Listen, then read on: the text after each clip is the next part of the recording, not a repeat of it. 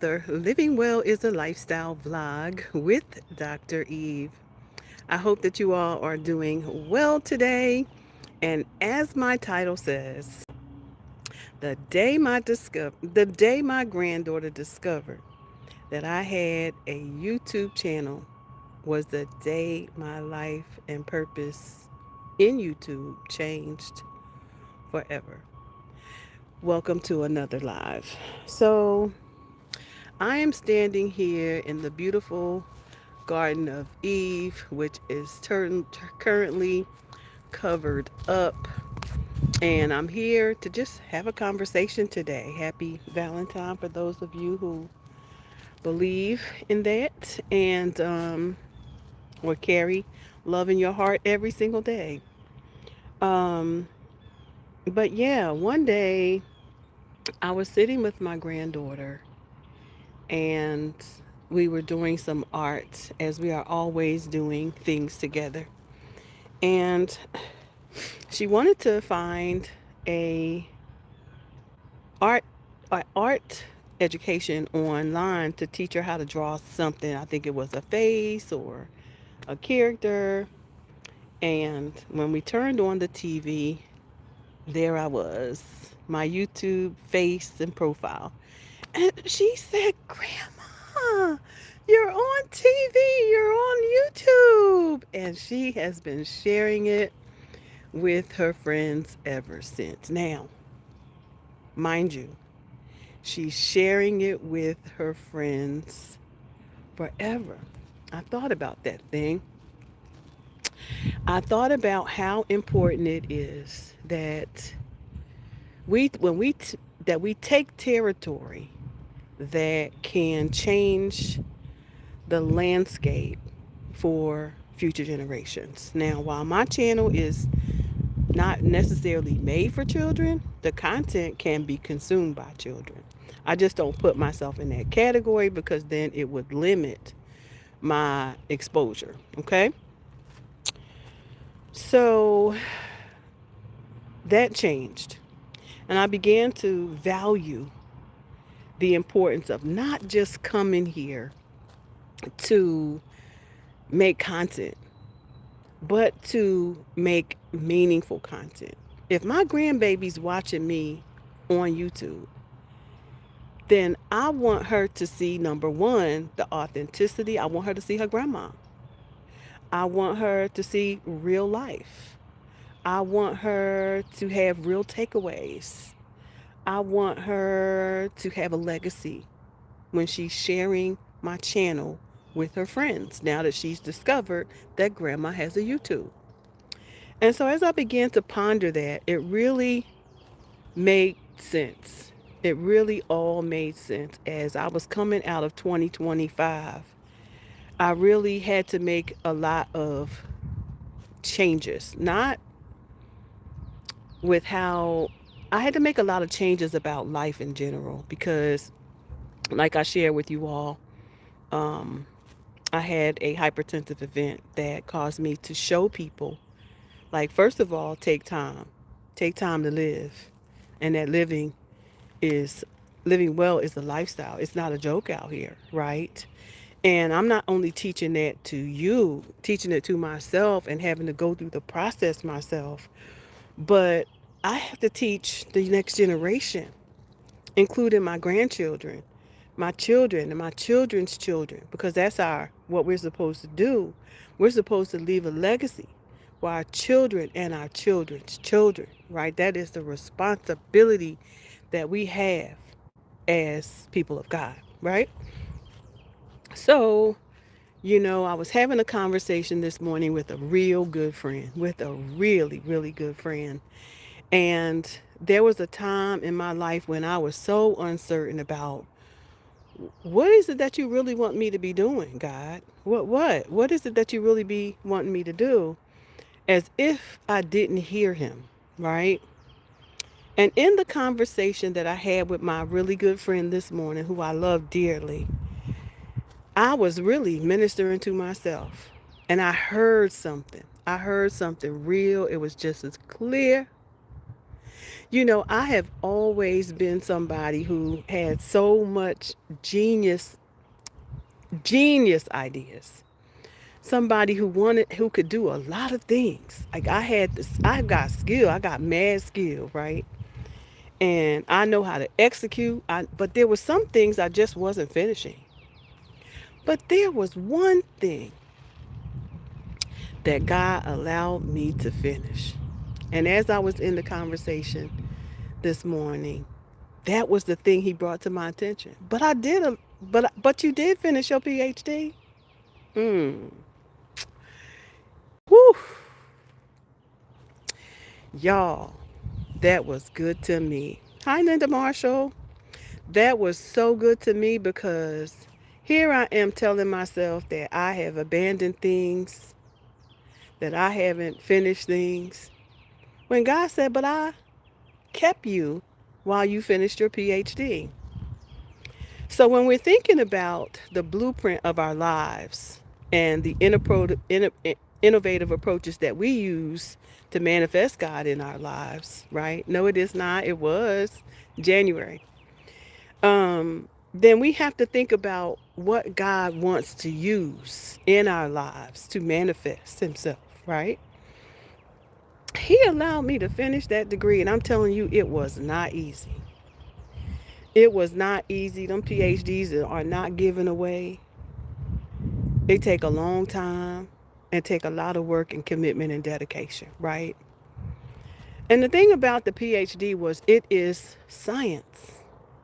It's a lens in which we view the world and the way data is collected about us, right?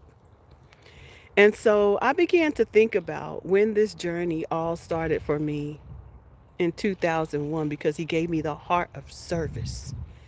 He gave me the heart of service in the community, including how to build a garden, teach people how to eat, teach people how to do all the amazing things through my own experiences, right? Problem solving, the whys, the questions that I had throughout life. And in, in 2001, I started my first nonprofit entity serving young people. Serving youth in the community, there was a strong need to teach the children how to utilize their skills, the things that they love, to make good of life. Make good of life, right? Innovative approaches to manifesting God in their lives, right? Through and the wealth that He wants them to have, right? We don't use that word loosely. And I'm going to go over here and sit down as I tell you all this story because it's not one that I take lightly because when we have conversations with good people, we learn a lot about ourselves. And I'm going to take my garden seat over here and sit down next to my fire pit. And and I don't take it for granted that God allowed me to be able to share that this morning and minister to not just myself first, and then to my friend. So, God, people say, you always talking about God because of Him I am. Because of Him that I am, okay? And I will never leave Him out of the conversation, ever. He's the reason why I'm here. I could have not made it 2 pounds, 6 ounces 63 years ago when modern medicine wasn't a thing. He saved me for a time such as this. Babies that small, that young, that many years ago just didn't survive. And I was a research experiment, really. Um, and I had a lot of problems as a result. But God is good. So, but in 2001, I've always been the person that wanted to provide services, help people through things, just help them to thrive instead of just striving, strive to thrive instead of just surviving. And as a result of that, I started this nonprofit agency, gathered children and showed them how to serve. serve in nursing homes, serve in schools, serve in communities, serve their families, just serve, right? That was my job, teaching young children how to serve in their gifts, using their gifts and talents. And God was showing me a lot of things about myself as well in that process. And I want you to stay with me because I do believe that we can all take something away. Okay, babe. I believe that we can all take something away from the experiences, the lived experience of others. So in 2001, I started that journey and I was connecting people to all the resources. I started a community center. I started um, children and family conversations. I started, having events for young children so that they can have a place to go, a place to gather, a place to study, a place to be tutored, a place to, just belong, right? So that was the goal. And I have been doing that ever since I can remember. And when I was having that conversation this morning with my friend, I realized that I never stopped being a resource to the community. And there was a thing that God allowed me to finish. And that was the PhD in Human Services. I've been a service to community. And I was blown away by that because there's only a top 2% of people in the world who have a PhD. It, they don't just give them away. But this thing, this connection, brought me to a place of what my true purpose is. The thing God allowed me to achieve, which was a terminal degree in the thing He called me to do, which is provide services, right? And not only do we teach people, we provide resources, we show them the pathway, we help them to develop their own blueprint, but the difference in what I do and the place where God has allowed me to become is backed by science. I have a lens, a scientific lens in which I use to teach people how to live a healthy lifestyle through my own lived experience. Ain't much I ain't been through. To God be the glory for His grace and mercy that kept me through it all, right? And so that stark reminder that I finished, number one, and two, that I don't have to guess anymore. The stark reminder that I did finish, and number two, I don't have to guess I don't have to guess about what I have been doing all my life. It's trying to find that healthy place of wellness, that healthy mindset, that healthy position in life that allows us to be. And so when I started this conversation, I started with the day my granddaughter discovered that I had a YouTube channel. Do we just come here to sell things or to share our talents with the world? We can be so much more than that. So I say the day she discovered the channel and how that changed my life was because I have the opportunity to not only teach what living well looks like or help people to get to what that looks like for them, but I get to leave a legacy for my children and my children's children that they will one day look back at a channel. One day I will no longer be here, but in that, I will always be here because I'm leaving this body of information that will influence what they think, what they care about, how they maneuver in the world, how to build a lifestyle that they can be happy with, that God will be pleased with. All of those things matter. So I challenge you as you are developing your channels, people like me watch YouTube. My husband used to say, he said one day, I used to wonder, like, who actually watches YouTube? And he says, and now I see, because that's all you watch. Yes, I'm always peering into the beautiful things that people are doing because I like to see people living well, right? So people actually do watch YouTube. I, for one, that's my Netflix. Because it's YouTube education. But is it education? How are you utilizing this body, this time? How are you utilizing YouTube as an opportunity to leave a legacy for your children and your children's children? Are you showing up as your authentic self? Or will they say, that's not my grandmother? I don't know who that is. Will my granddaughter one day say, that's my grandmother in the pure flesh? She absolutely will, because I am this way every day, every single day.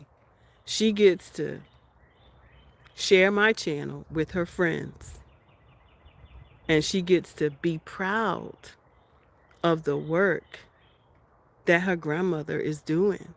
You know, she gets to have a model of what life can look like. Even when things get rough or things look cray cray to her, she can say, but that's not what my grandma said. She can say, that's not what my grandma taught me. She gets to reflect. She gets to come back to this channel and see a conversation where grandma talked about baking bread, or she talked about education. She talked about building your own business. She gets to come here and see those stories. She gets to see the truth. She gets to say to you all out there, my grandma was not fake, because everything my grandma presented on her channel was what she did in real life. That's her life. So I was really moved by that today, and I wanted to come and share it with you all and thank my good friend, Raquel, who really inspired me this today's conversation. She really inspired me because she's my good friend. And we talk, and we had that conversation this morning, and it came to me, wow, you know what? You are on track. God put me in a real quiet place at the beginning of the year, at the end of last year. Real quiet place of healing, a real quiet place of deciding what the rest of life was going to look like, right? And I don't know what all of that's going to be for me, but I do know that I don't want it to be a place where my body is always being jerked, where my nervous system is always shot. I don't want it to be a place where I don't understand what's next for me, because he already showed me the gifts. You only are to do what he called you to do. Service is in my blood. When I graduated with my PhD, it was in service, human services. I get to show up every single day doing what he called me to do. Ain't no guessing it no more. There's no questioning it anymore. You know, um, I may not be everybody's cup of tea, but I am my granddaughter's cup of tea. You hear me? So for you, Emmy Grace, for you, Roy Saint, for you, let me call all their names, Ryan, for you, Riley, for you, um, oh my God, I can't remember. It's like my grandmother remembering all the names. Uh, for you, Via, for my little not Roy Saint, it's Remy Soul. For you all. This video is for you all to remember. These videos are for you. You are my legacy. And so when I speak to this camera, I'm teaching you all what life decisions you might have to make, what truths you have to tell yourself, what lies you don't want to tell yourself, ways that you don't want to live, and how to develop a future that's pleasing before God. Did I leave out any of my grandkids? Oh, serenity. These videos are for you. These videos are for my children. These videos are for their friends. These videos are intended to be of service. Be of service to humanity. And like I said, I can't be everybody's cup of tea, but I am their cup of tea. They know their grandmama, and she completed. And when she is designing a life, living well as a lifestyle, is backed by science. It's backed by science. Not the falsities, the falsehood of the world, the systems that tried to break us, the systems that stole our future or tried to steal our lives, the broken people of the world that steal our children's joy before they can ever understand what that word even means. You know? So I treasure the conversation I had with my friend today and the clarity that God shared with me through that conversation. You know who you are. You finished, and you are in service to me. And I am reminded over in Philemon, when Paul said that he was uh, a slave to God, slave to Jesus Christ. I'm a slave to Jesus Christ. Let me be clear. I'm a slave to Jesus. I'm his servant. I'm his daughter. And I don't mind. I don't mind having him as the head. Okay?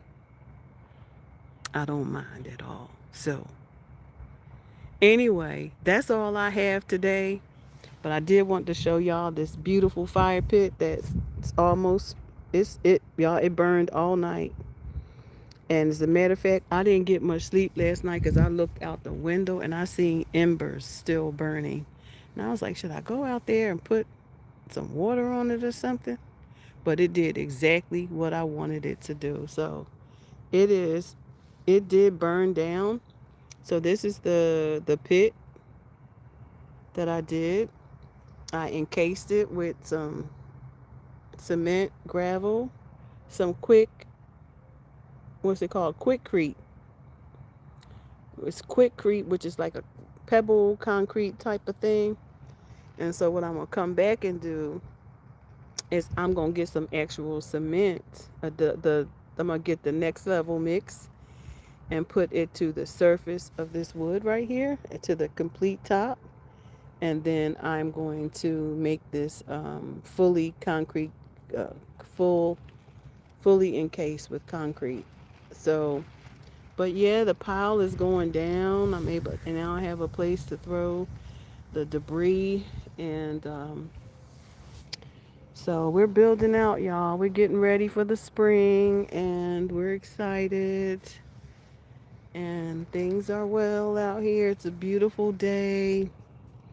So I just came out here to sit for a few minutes and I just wanted to share with you all the day my granddaughter discovered that I had a YouTube channel and what that meant to me. And I hope that if you are a YouTuber, that you are taking into consideration, you know, one day your grandchildren, your children, your grandchildren will have this body of information? What do you want them to know? So they are my audience. So the beautiful thing is, I don't the audience I have is my family. So, you know, a lot of times we as business owners and entrepreneurs, we are like, who's my audience? My audience is my family. And family. My audience is family. That's easy. That's pretty easy, huh? I love it. I love how easy God makes things for us. They don't have to be hard. Our family is our audience, right? That way we can come here, and I'm speaking to Emery Grace. I'm speaking to Soul. I'm speaking to Saint. I'm speaking to Via, Serenity, Ryan, and Riley. I'm speaking to them every day. How do you develop a lifestyle of living well? From the foundation of your youth. From the foundation of your youth, you have to have self control. From the foundation of your youth, even if you discover that you're still in youth, from the foundation, that's beautiful to me. That's real beautiful to me. So I love y'all with the love of Christ. Just wanted to come here and share. I don't know what I'm going to do out here today because I'm actually a little tired. I'm going to do something. I don't know what. I need to fill that box over there. Maybe I'll go. I think I'll go to 10th Street and grab some more wood because I do want to build, or at least look around and see what boxes. I want to build a few more boxes, a few more beds. I don't know where I would want to put them. I'm thinking I definitely want to put a flower pot right here so I can have some low flowers like right here by this front between the deck and here, or maybe at the deck. I might put two beds around the three beds actually around the deck, thin ones, not big ones, just thin ones. You know, um, small, something I can get around. Don't have to, because the deck is movable, but so are the pots, so are the beds, so they're movable too. So I don't know, but we fill into capacity. We are grinding this year. We filling it up this year, okay? We doing what we need to do, okay? Because Emery Gray, Soul, Saint, Zavia, Riley, and Ryan, and Serenity, they need to know where their food come from. Your children needs to know where food come from. They need to know and have the safety of knowing that they can grow their own food, that they can build a garden, that the garden lessons teach them all about life and cultivating the soil of their soul, that they might be pleasing to God, right? Their mind, their will, and their emotions, can be cultivated in the garden where he sat our brother Adam. You understand?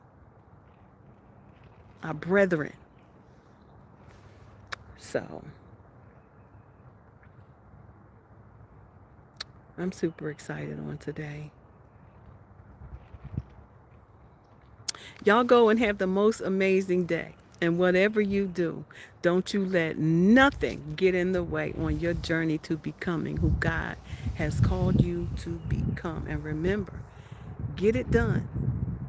And remember, somewhere in your story is the thing that you are called to do. Okay? You are a problem solver.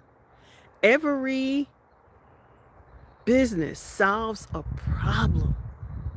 If you were called to solve a problem, you were likely someone who experienced that same problem.